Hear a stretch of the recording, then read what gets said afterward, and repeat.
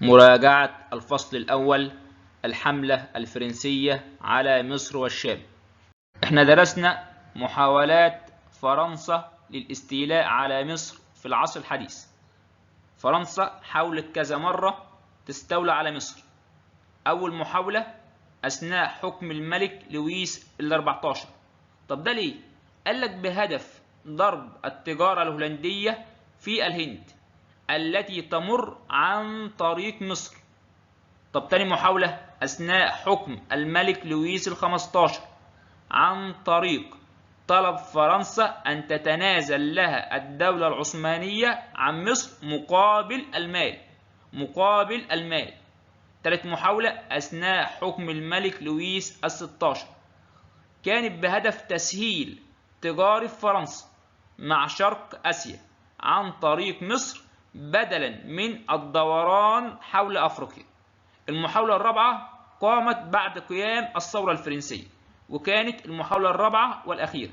طب ليه؟ قالك كانت بهدف تأمين تجارة فرنسا من خطر المماليك وتهديد لمصالح إنجلترا.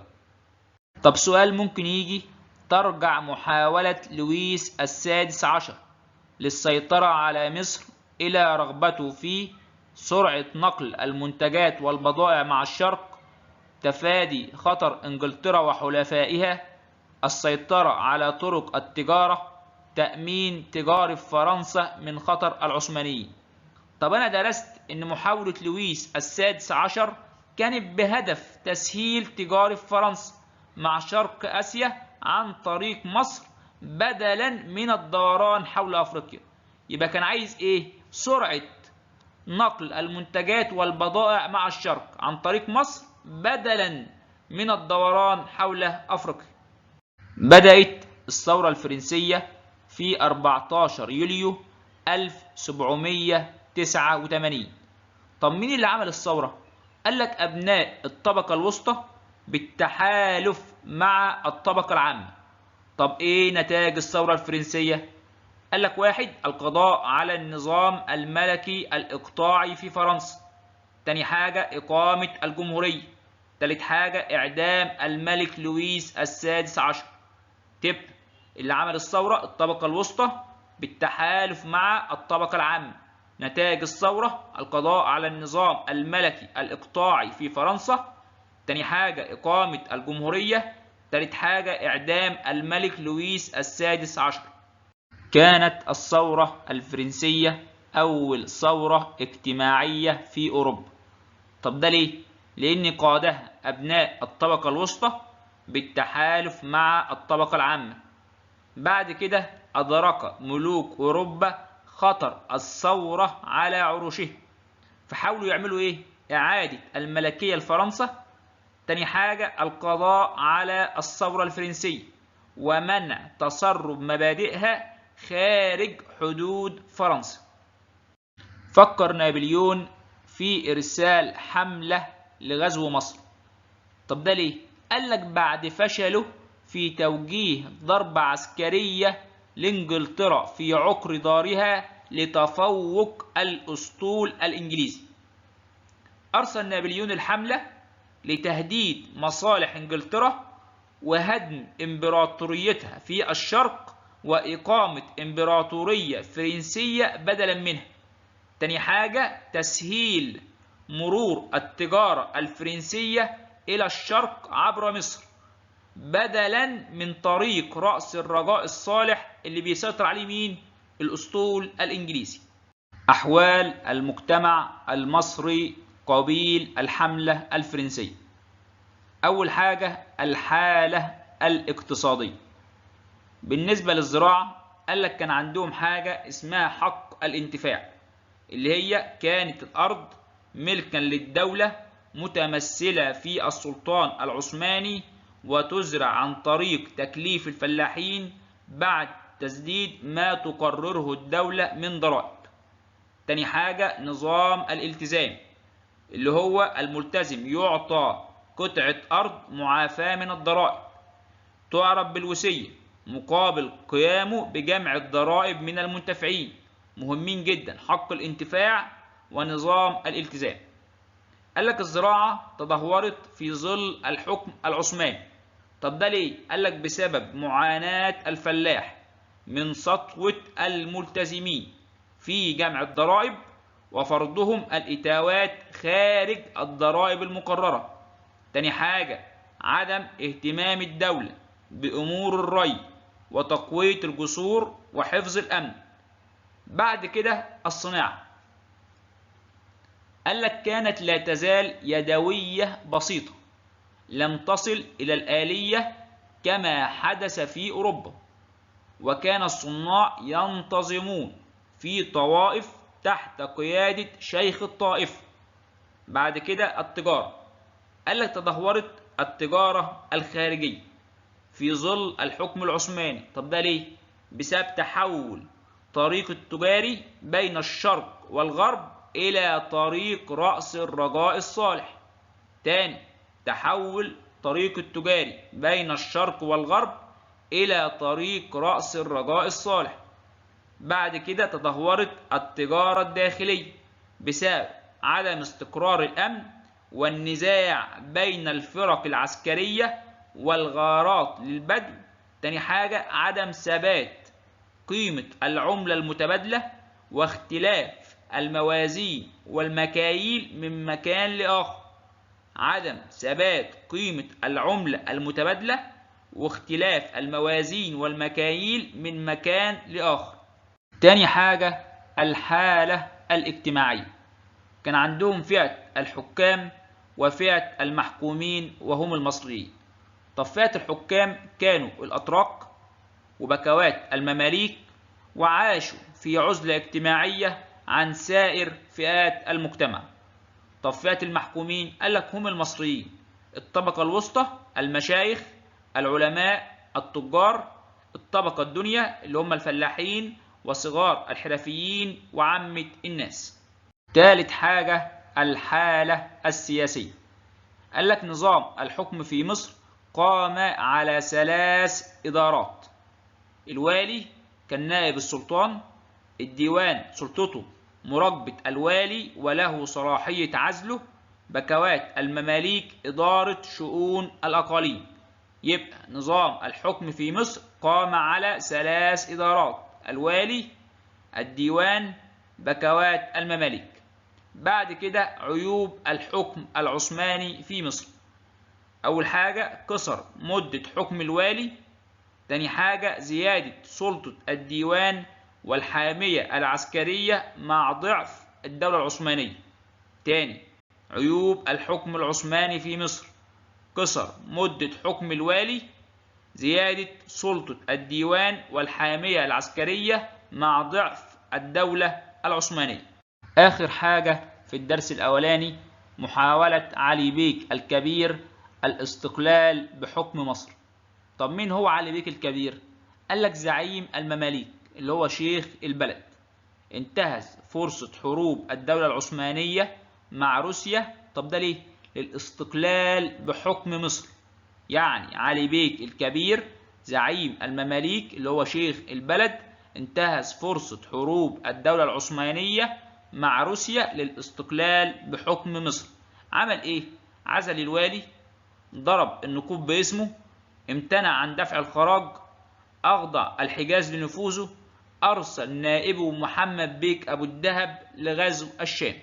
ولكن محاولته للاستقلال بمصر فشلت. طب ده ليه؟ قال لك بسبب انحياز محمد بيك أبو الدهب إلى السلطان العثماني، وعادت مصر ولاية عثمانية تحت حكم محمد بيك أبو الدهب.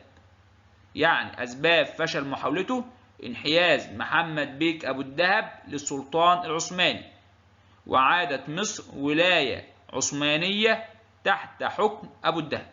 وصول الحملة الفرنسية مصر في يوليو 1798. أول ما وصلت الحملة كانت تحت حكم ثنائي مملوكي اللي هما مين؟ إبراهيم بيك ومراد بيك. عمل نابليون على حاجتين: مجاملة الدولة العثمانية واجتذاب المصريين إلى صف. عن طريق إيه؟ إقناعهم أنا جاي أحارب المماليك الغرباء وإنشاء حكومة أهلية من المصريين. نابليون عمل على حاجتين: مجاملة الدولة العثمانية واجتذاب المصريين إلى صف بإقناعهم محاربة المماليك الغرباء وإنشاء حكومة أهلية من المصريين. أرسل منشور في يونيو 1798 كان فيه لغة التودد. تاني حاجة هدد بحرق القرى والمناطق التي تحاول التعرض للقوات الفرنسية. يبقى منشور نابليون كان فيه ايه؟ حاجتين: لغة التودد للشعب المصري، تاني حاجة هدد بحرق القرى والمناطق التي تحاول التعرض للقوات الفرنسية. عايزين نعرف بقى مقاومة الحملة الفرنسية. أول حاجة مقاومة الأهالي للحملة في الإسكندرية. قال لك ديت كانت بزعامة حاكم المدينة السيد محمد قريم، ولكن في النهاية الحملة استطاعت الاستيلاء على الإسكندرية وتم إعدام السيد محمد قريم رميا بالرصاص. طيب، تاني حاجة مقاومة المماليك في موقعتي شبرخيت ومبابة. طب ايه نتائج موقعة شبرخيت؟ هزيمة المماليك. تاني حاجة تقهقر مراد بيك جنوبا للدفاع عن القاهرة وربط عند مبابة. تاني حاجة نتائج موقعة مبابة: هزيمة المماليك، فر كل من مراد بيك وابراهيم بيك ومعه الوالي العثماني إلى الشام. حدث ايه؟ فراغ سياسي. دخل نابليون القاهرة بسهولة بعد أن خلت من أي قوة للدفاع عنها. يعني بعد فرار مراد بيك وابراهيم بيك ومعه الوالي العثماني ما بقاش حد يحكم مصر، فدخل نابليون القاهرة بسهولة بعد أن خلت من أي قوة للدفاع عنها. ثالث حاجة موقعة أبي قير البحرية في أغسطس 1798 كانت بين الأسطول الإنجليزي بقيادة نيلسون وأسطول الحملة الفرنسية. طب إيه نتائجها؟ إغراق أسطول الحملة في خليج أبي قير ترتب عليه حاجتين: القضاء على آمال فرنسا في بسط سيطرتها على حوض البحر المتوسط. طب تاني حاجة حرمان الحملة من إمدادات فرنسا له. يبقى نتائج موقعة أبي قير البحرية: القضاء على آمال فرنسا في بسط سيطرتها على حوض البحر المتوسط. تاني حاجة حرمان الحملة من إمدادات فرنسا له. رابع حاجة مقاومة أهالي الصعيد. سؤال: أنهكت قوات الحملة الفرنسية وفشلت في إخضاع أهالي الصعيد بسبب إيه؟ طول الوادي، تعاون بعض قوات المماليك مع أهالي الصعيد، مجيء قوة من الجزيرة العربية وانضمامها للمقاومة، اتباع أهالي الصعيد حرب المناوشات والمعارك المتفرقة. تاني، فشلت الحملة ليه في إخضاع أهالي الصعيد؟ قال لك بسبب طول الوادي، تعاون بعض قوات المماليك مع أهالي الصعيد، مجيء قوة من الجزيرة العربية وانضمامها للمقاومة. آخر حاجة اتباع أهالي الصعيد حرب المناوشات والمعارك المتفرقة. رقم 5 ثورة القاهرة الأولى في أكتوبر 1798. قاد الأزهر الشريف الثورة في القاهرة. طب إيه نتائجها؟ رقم 1 قتل الحاكم الفرنسي. تاني حاجة اشتعلت الثورة في الأقاليم المجاورة مما دفع الفرنسيين لاستخدام القمع والإرهاب. تم إعدام الكثير من الثائرين. تم اقتحام القوات الفرنسية للجامع الأزهر بخيولهم مما أثار الشعور الديني للمصريين. تاني، نتائج ثورة القاهرة الأولى: قتل الحاكم الفرنسي، اشتعلت الثورة في الأقاليم المجاورة مما دفع الفرنسيين لاستخدام القمع والإرهاب. تم إعدام الكثير من الثائرين. تم اقتحام القوات الفرنسية للجامع الأزهر بخيولهم مما أثار الشعور الديني للمصريين. رقم 6 التحالف العثماني الإنجليزي الروسي وحملة نابليون على الشام. على هذا الأساس قررت الدولة العثمانية إرسال حملتين، حملة برية قادمة من جهة الشام وحملة بحرية متجهة إلى الإسكندرية. أول ما عرف نابليون خرج بحملة إلى الشام، ولكن فشل في دخول عكا. ليه نابليون فشل في دخول عكا؟ بسبب حصانتها واستبسال أهلها في الدفاع عنها بقيادة حاكمها أحمد باشا جزار. تاني حاجة معاونة الأسطول الإنجليزي له. تاني، ليه نابليون فشل في دخول عكا؟ بسبب حصانتها واستبسال أهلها في الدفاع عنها بقيادة حاكمها أحمد باشا الجزار. تاني حاجة معاونة الأسطول الإنجليزي له. في النهاية رحل نابليون عن مصر سرا بسبب المتاعب التي تعرضت لها الحكومة الفرنسية مع النمسا. كليبر قائدا للحملة. كليبر كان مدرك استحالة بقاء الحملة في مصر. طب ده ليه؟ قال لك بسبب تناقص عدد جنود الحملة، مواصلة إرسال الدولة العثمانية لحملاتها إلى مصر ضد الحملة الفرنسية، تجدد مقاومة المماليك وثورات المصريين. فقرر يعمل معاهدة العريش في يناير 1800، ولكن فشلت بسبب رفض حكومة إنجلترا، وأصرت على استسلام القوات الفرنسية، مما اضطر كليبر لإيه؟ لمهاجمة القوات العثمانية وطردها إلى الشام. يبقى كليبر أدرك استحالة بقاء الحملة في مصر بسبب تناقص عدد جنود الحملة، مواصلة إرسال الدولة العثمانية لحملاتها، تجدد مقاومة المماليك وثورات المصريين. فقرر يعمل معاهدة العريش في يناير 1800، بس فشلت بسبب رفض حكومة إنجلترا، وأصرت على استسلام القوات الفرنسية، مما اضطر كليبر لمهاجمة القوات العثمانية وطردها إلى الشام. آخر حاجة في الدرس الثاني ثورة القاهرة الثانية في إبريل 1800. طب احنا عايزين نعرف ايه اللي حصل في ثورة القاهرة الثانية. قال لك هاجموا معسكرات الفرنسيين، استطاعت الحملة إخماد الثورة في القاهرة والوجه البحري. تم الاتفاق مع مراد بيك لإخماد ثورة الصعيد، في المقابل هيحصل على حكم الصعيد. بعد ثورة القاهرة الثانية تم مقتل كليبر على يد مين؟ شاب سوري يدعى سليمان الحلبي، أحد طلاب الأزهر. ثم أصبح مينو قائدا للحملة. كان على عكس كليبر، كان ينوي الإقامة في مصر وتحويلها لمستعمرة فرنسية. في النهاية تم جلاء الحملة الفرنسية عن مصر عن طريق إيه؟ عن طريق إنجلترا. أرسلت أسطولا جديدا إلى أبي قير، انضم إليه الجيش العثماني وبعض زعماء المماليك، ونجحوا في دخول القاهرة. في النهاية استسلمت الحملة وغادرت مصر في 18 سبتمبر 1801. أثر الوجود الفرنسي في مصر. أول حاجة الآثار السياسية.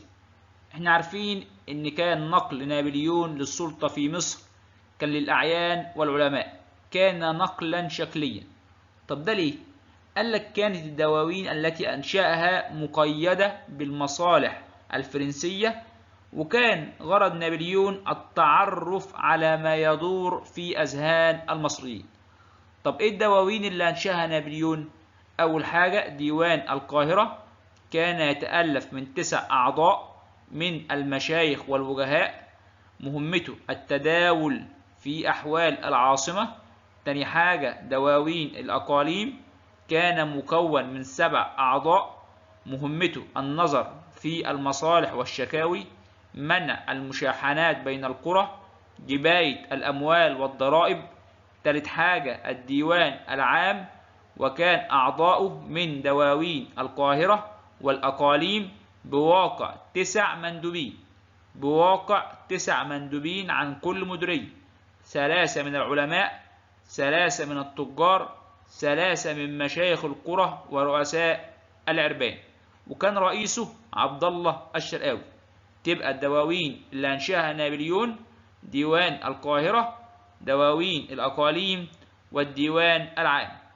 تاني حاجة الآثار الاقتصادية والاجتماعية في مجال الزراعة. كيف أثرت الحملة الفرنسية في مجال الزراعة؟ قال لك قام علماء الحملة بدراسة مجرى النيل وفحص القنوات والجسور. تاني حاجة تخصيص جزء من الأراضي الزراعية لإنتاج الغلات التي تحتاجها فرنسا، وأجريت تجربة لزراعة البن وقصب السكر. تالت حاجة إنشاء حديقة لزراعة النباتات المجلوبة من فرنسا كالخوخ والمشمش والتفاح. رابع حاجة الاهتمام بزراعة الغلات التقليدية مثل الأرز والقمح والذرة. طب في مجال الصناعة قال لك تم إنشاء مصانع للنسيج والحدادة والساعات والدباغة وحروف الطباعة. عدم ضم عمال مصريين. طب ليه؟ قال لك لكي لا تتسرب إليهم أسرار الصناعة الفرنسية. تم إنشاء طواحين الهواء وإصلاح دار السفن اللي هي الترسانة التي أنشأها مراد بيك في الجيزة. في مجال التجارة ركضت التجارة في عهد نابليون وكليبر. طب ده ليه؟ قال لك بسبب حصار الأسطول الإنجليزي للشواطئ المصرية. تاني حاجة وجود الجيش العثماني في سوريا. طب حاجة مهمة، أول من بدأ سياسة التفاهم مع شريف مكة مين؟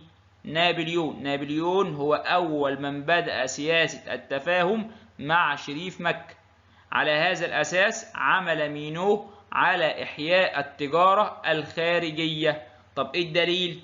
إحنا قلنا فتح أسواق لمصر في بلاد البحر الأحمر، فصارت المراكب بين جدة وينبع والسويس محملة بالأنسجة القطنية والشيلان الصوفية والحرير والبن. تاني حاجة إجراء علاقات مع سينار ودارفور بالسودان والحبشة وبعض بلاد شمال أفريقيا. طب في مجال الصحة العامة تم إنشاء محاجر صحية في القاهرة والأسكندرية ودمياط ورشيد. تاني حاجة إنشاء مستشفى عسكري. في مجال القضاء عندك إصلاحات نابليون وإصلاحات مينو. إصلاحات نابليون أجرى تغييرا في نظام القضاء الشرعي. إمتى؟ قال لك بعد عودته من حملة عك. جعل العلماء المصريين يتولون القضاء بطريقة الانتخاب بدلا من القضاة الأتراك. تاني حاجة حدد رسوم التقاضي بواقع 2%. طب ايه هي إصلاحات مينو؟ قال لك قرر رفض مبدأ الدية وترك الأمر لأحكام القضاء. تاني حاجة أنشأ محكمة لكل طائفة: القبط، الشوام، الروم، اليهود. الآثار الفكرية والعلمية. أنشأ نابليون المجمع العلمي المصري على غرار المجمع العلمي الفرنسي في باريس. طب إيه مهمته؟ قال لك العمل على تقدم العلوم والمعارف في مصر، دراسة المسائل الطبيعية والصناعية والتاريخية ونشرها، إبداء الرأي العلمي للحكومة أي ربط السياسة بالعلم. طب إيه إنجازاته؟ قال لك إنشاء مطبعة عربية وأخرى فرنسية. تاني حاجة إصدار جريدتين فرنسيتين، أحدهما سياسية والأخرى علمية اقتصادية. تالت حاجة أصدر مينو جريدة باللغة العربية. طب ليه؟ لنشر الأوامر والقرارات الإدارية. تاني حاجة تحذير الناس من الاستماع لأصحاب الميول المعادية للفرنسيين. يبقى المجمع العلمي كان إنجازاته إنشاء مطبعة عربية وأخرى فرنسية، إصدار جريدتين فرنسيتين، أصدر مينو جريدة باللغة العربية. طب ليه؟ لنشر الأوامر، تحذير الناس من الاستماع لأصحاب الميول المعادية للفرنسيين. آخر حاجة الأعمال الكبرى لعلماء الحملة في مصر: محاولة شق قناة تربط بين البحرين الأحمر والمتوسط، ولكنها لم تنجح. طب ليه؟ بسبب خطأ في حساب مستوى مياه البحرين. تاني حاجة تأليف كتاب وصف مصر ويعتبر أول موسوعة عن مصر. تالت حاجة العثور على حجر رشيد الذي مكن العالم شامبليون من قراءة الكتابة المصرية القديمة والتعرف على التاريخ المصري القديم.